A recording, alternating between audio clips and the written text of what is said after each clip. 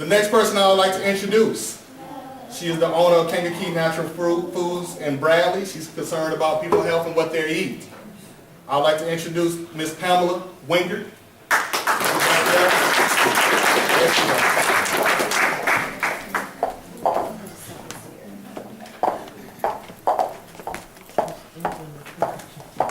Good morning, everyone.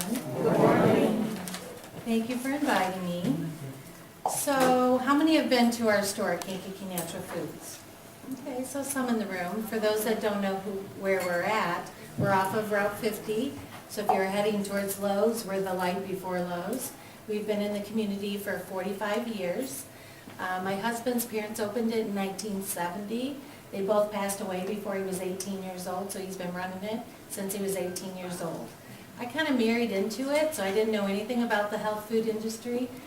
I was a meat and potatoes, Heinz ketchup, Miracle Whip, all those different things that you kind of grow up on, and so I kind of had to learn it. So at first, when I first worked at the store, it was kind of one of those things that was like, oh, you're Delbert's wife. And it's like, so I had no name, I didn't know anything about health foods. But soon after, I found that it's like people needed help, they needed the knowledge. And so I just started learning more and more, and then realizing that the older you get, the more that you want to realize that it's like it's what we do to our body that makes a difference. So today, I'm going to just talk about some different things to kind of help you out. We live in a society where stress is everywhere. It's like there's a lot of confusion about health and wellness. What do you do for your health?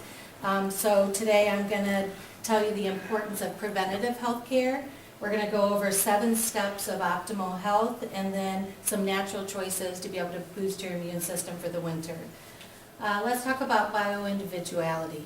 What's good for me may not be good for you. So every person is its own person. So we look at it that way because, again, it's like it depends on what your lifestyle is, where you were born. It's like possibly, maybe what you're exposed to in your life. So all that matters. Every person here is different, but some things are the same. So at this point, we're wonderfully made. Our body has a lot of checks and balances. It knows what to do when something's wrong. Our heart will never miss a beat. Our lungs will never stop breathing. Our digestion will never stop digesting foods unless what we're doing to the body makes a difference.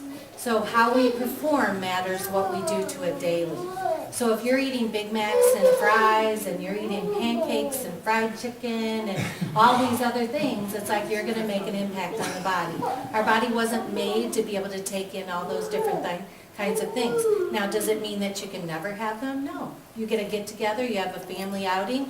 It's not going to hurt the body to have those things once in a while, but it's an everyday occurrence if you're doing those things to your body, on top of other things like stress.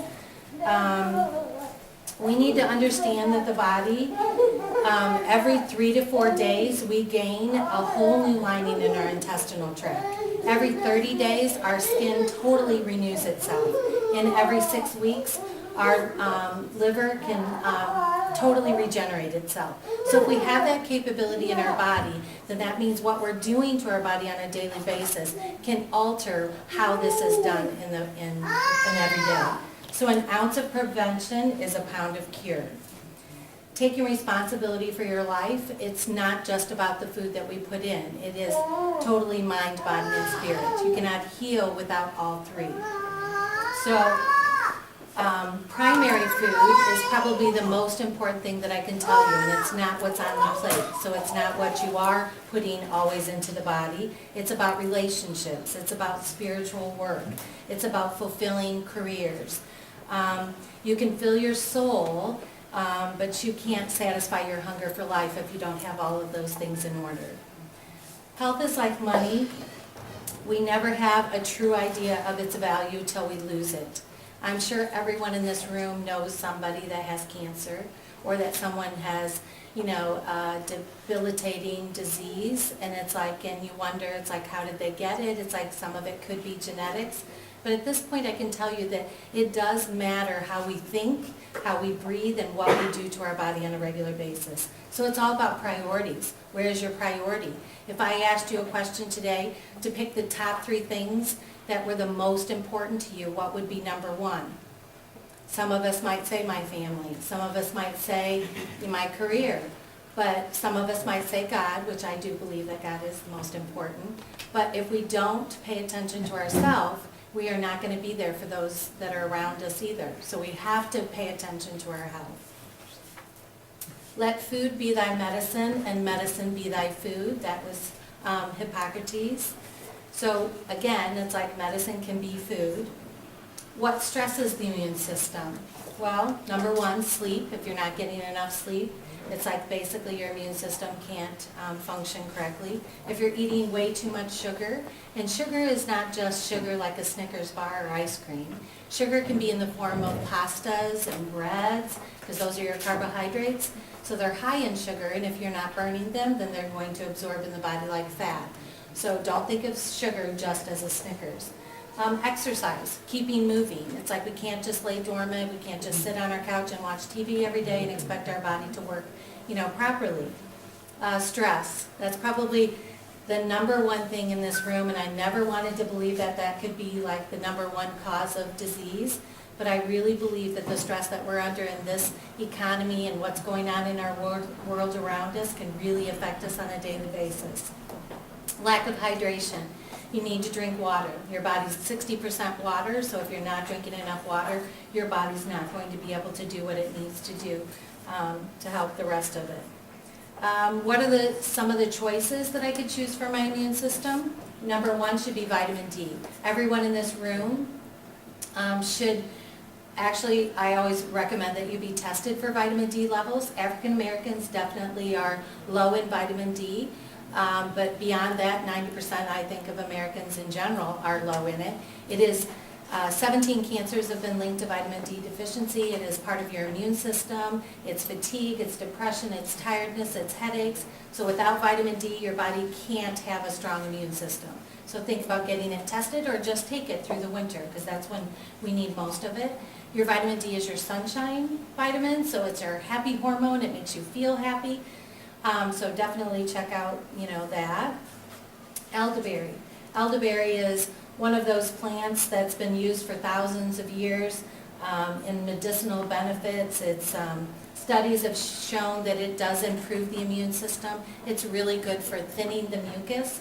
So if you tend to get a lot of mucus discharge to where you feel like you have a mucus plug here, you've got congestion up here, and it's all, kind of causing a lot of pressure. It's like you want to thin that mucus out, and so elderberry is a really good herb for that. It's also known as sambucus and umpka. So in other countries, it's actually given as a prescription, but it literally can help with those colds or that sinus type of thing where you want to thin that mucus, get it out of the body, and not let it get thick and sludgy and cause infection. So elderberry is a really good, potent antiviral that can help with the immune response to most of your colds. Echinacea, it's a really, really good herb. It's used with the berries, the leaves, the flowers. The whole entire Echinacea plant is very beneficial for the body. Again, another one of those that have been used since the 1800s. It was used by herbal doctors back in the day. Good for antibiotic type properties. Also used for colds. There's two different forms of Echinacea. There's a Propolis and then there's a Augustifolia. So if you're looking for more of an antibiotic, I already got the cold, I feel miserable, and I want something to be natural to work like that, you want the Augustifolia form. If you want to take it on a regular basis because you're always getting a cold and getting sick, you would go with the Propolis.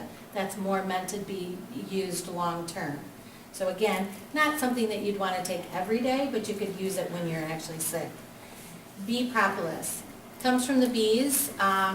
God created so many different things on this earth that were meant for us to be able to use. And the bees are probably the most amazing thing that I've ever, researched.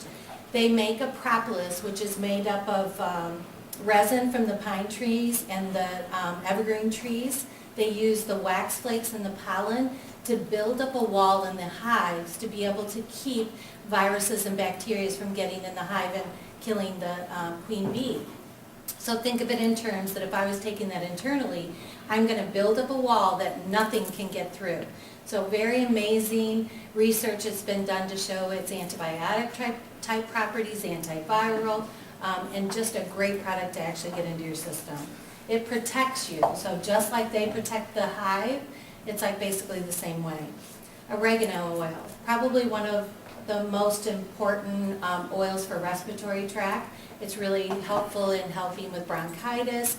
If you have that run-on flu bug, that's the respiratory, it's really good for that. They call it the cures in the cupboard because it's kind of good for everything. So but mostly used for respiratory. If you have a cold and you're congested and you're looking for something that can actually be something to help to break up that congestion, using essential oils are really helpful.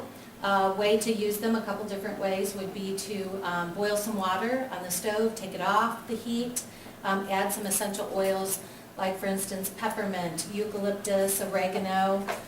You can even put some garlic in there and let that boil up. It's like, and then basically put your head over the steam with a towel, and it's like breathe all that in. Another way to use the essential oils would be to put them on the bottom of your feet. Back in the day that they used to crush up garlic and take some type of an oil, you want to use a carrier oil, never put it on straight. And when you do that, it goes through the body very, very quickly. So again, something that's going to go internally by just putting it on topically and helps to open up the sinus cavity and, utilize it that way. So let's go over 7 steps of optimal health. Number 1, incorporate spirituality into your life. I can already tell this is a group that understands spirituality, so it's like you're all going to understand that that's a really, probably one of the most important things. Set aside time in your day to acknowledge the good in your life and be thankful. So that should be something we all do. Number 2, develop a positive mental attitude. As we have seen over and over, it's not what happens in our lives that determines our direction. It is our response to the challenges that shapes the quality of our life. So keep a positive attitude. Negative brings negativity, so we don't want negative. Start your day out in a positive manner. Understand that it is not what's wrong with the day, it's what's right with the day. It's not what's wrong with the situation, it's what's right with the situation. Step 3, focus on establishing positive relationships. As humans, we need each other. It's like we need relationships. We need to exchange services. We need to share information and then provide comfort to each other.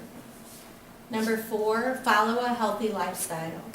Our lifestyle reflects our daily habits. It's like habits define our health. So what you do on a daily basis is going to make a difference. Again, if you're eating bad foods every single day, you're drinking alcohol, you're smoking cigarettes, on top of all that, your body is not going to be good to you. So your habits matter. Number 5, be active. Regular exercise becomes something that makes the body stronger. It's like movement, just keeping it. It's like it helps to transport oxygen in the body and keep the veins flowing. So it's like exercise is important. Number 6, eat healthy. Diet is fundamental to good health. What we feed ourselves matters. So we are what we eat, basically. Number 7, support your body with nutritional supplementation. It's necessary to get nutritional help in the body because we just don't get that nutrition on a daily basis. It's not in our earth any longer. It's like literally with all the GMOs that they're spraying and the pesticides and different things that they're doing to our food, we just don't have the vitamin content and the mineral content that we need. So it's important to make sure that we get that. So in closing, I want to read my favorite poem. If you always do what you've always done, then you will always get what you've always got. If you want something that you've never had, then you need to do something that you've never done. If you always think the way that you've always thought, then you will always get what you've always got. So I challenge all of you in this room today to make one change about your diet, about something that you're eating, about something exercise, something spiritual, giving back. I mean, I can tell this is a room of people that really believe in giving back to their community. All of those things are going to make a difference in your life every day. So I thank you for listening. It's just something that I believe it takes all of those things and all of the modalities of spirit, mind and body to be able to be as healthy as you can be.